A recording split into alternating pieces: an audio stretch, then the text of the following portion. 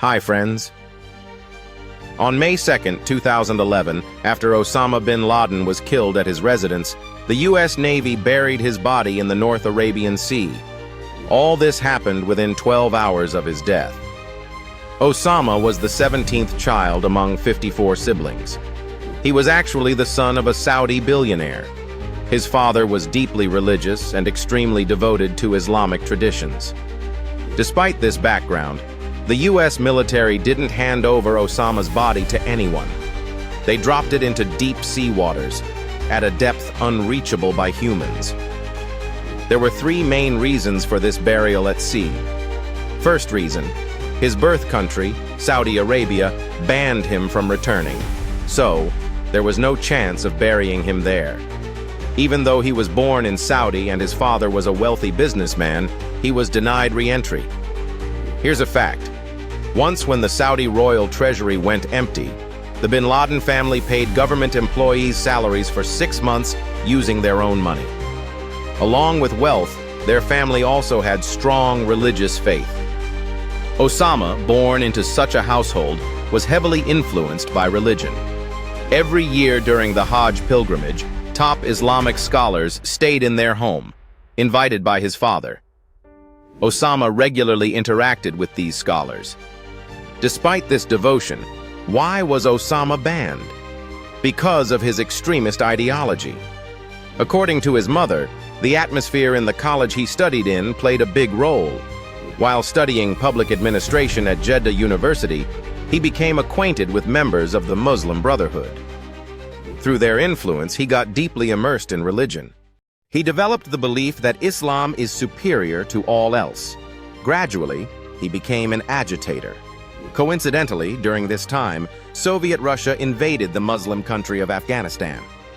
Already an extremist, Osama's anger intensified.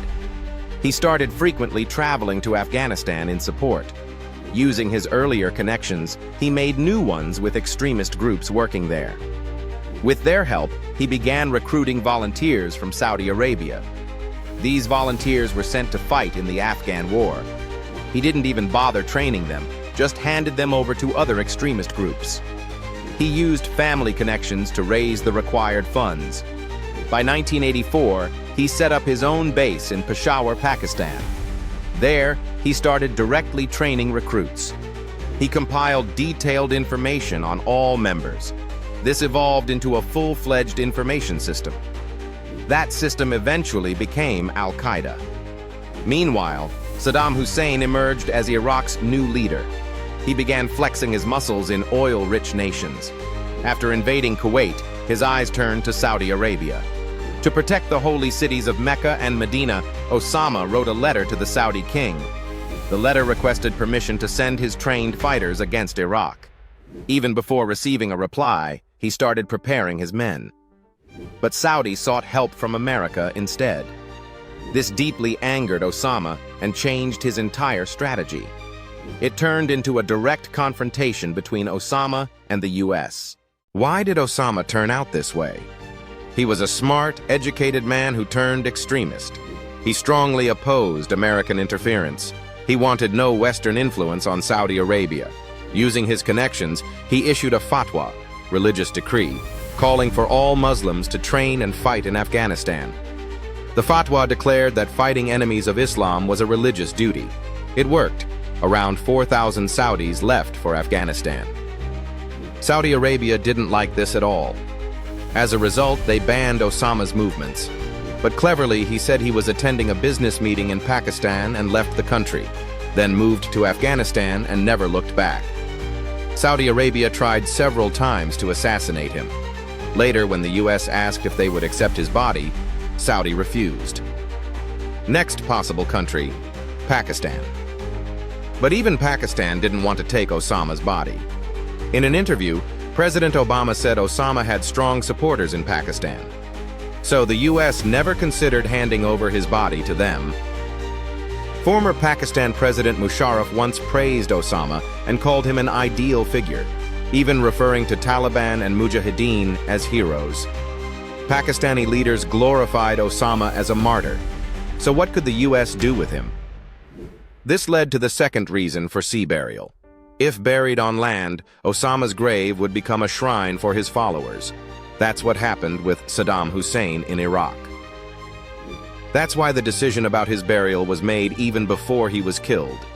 After Osama's death, his identity was verified. The mission commander wasn't fully convinced. Osama was known to be around 6 feet 4 inches tall, so they laid a 6'2" soldier next to the body to confirm.